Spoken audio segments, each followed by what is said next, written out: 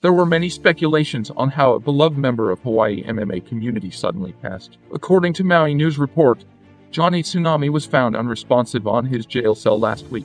A Maui Community Correctional Center inmate who was pronounced dead after he was found unconscious in his cell last week was identified as Jonathan Pico, 29, of Kaunakakai. He was found unconscious and unresponsive in his cell at the Wailuku Jail at about 6:30 p.m. June 8, according to the State Department of Public Safety. Jail staff immediately began administering aid and called 911 before the inmate was pronounced dead by medics about an hour later, the department reported. Police identified the inmate as Pico on Wednesday and said the case has been classified as an unattended death. According to court records,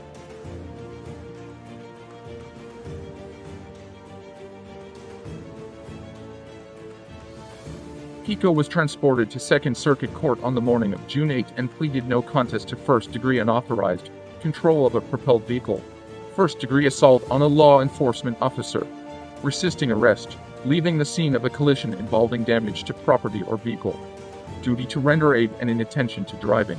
A second-degree robbery charge was to be dismissed as part of a plea agreement recommending a 1-year jail term and 4 years probation for Pico. He was arrested in February after punching a driver to steal a vehicle that was later involved in a collision on Maui Veterans Highway. When officers located and tried to detain Pico, he struck an officer in the face and ran from officers into traffic on the highway, where he was struck by a vehicle, police said.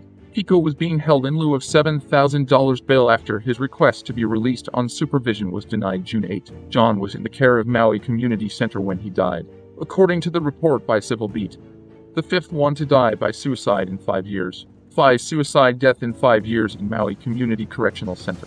A GoFundMe for Jonathan Pico was created to help support the family. Funeral services will be announced soon.